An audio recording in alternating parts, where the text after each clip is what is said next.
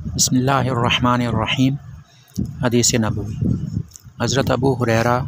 رضی اللہ تعالی عنہ بیان کرتے ہیں، رسول اللہ صلی اللہ علیہ وسلم سے مشرکین کی اولاد کے بارے میں دریافت کیا گیا تو آپ نے فرمایا، ان کے اعمال کے متعلق اللہ بہتر جانتا ہے۔ اس حدیث پاک میں جو راوی ہیں وہ حضرت ابو ہریرہ ہیں،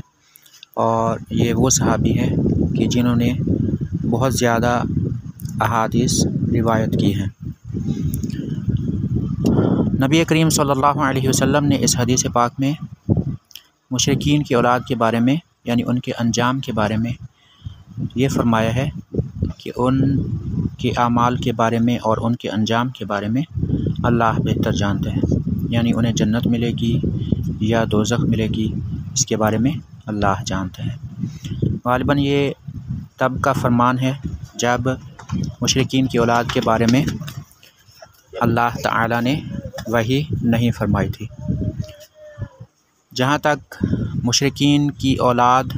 کے جنتی یا جہنمی ہونے کا معاملہ ہے تو اس میں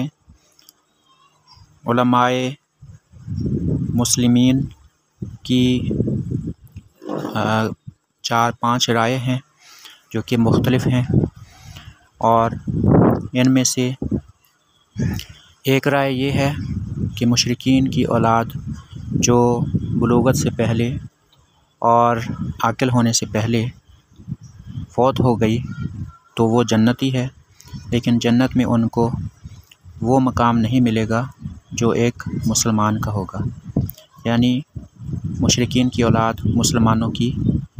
خدمت کریں گے۔ دوسرا جو موقف ہے، دوسرا جو اجتہادی ایک قول ہے علماء حق کا، وہ یہ ہے کہ مشرکین کی اولاد بھی جنت میں جائے گی، کیونکہ جب ان پر کچھ فرض ہی نہیں ہوا اور کچھ فرض ہونے سے پہلے ہی وہ وفات پا گئے تو وہ جنتی ہیں۔ علماء کا ایک اور گروہ یہ کہتا ہے کہ مشرکین کی اولاد یہ نہ تو جنت میں جائے گی نہ جہنم میں، بلکہ یہ اعراف میں رہے گی۔ تو اس حدیث پاک سے جن لوگوں نے استدلال کیا ہے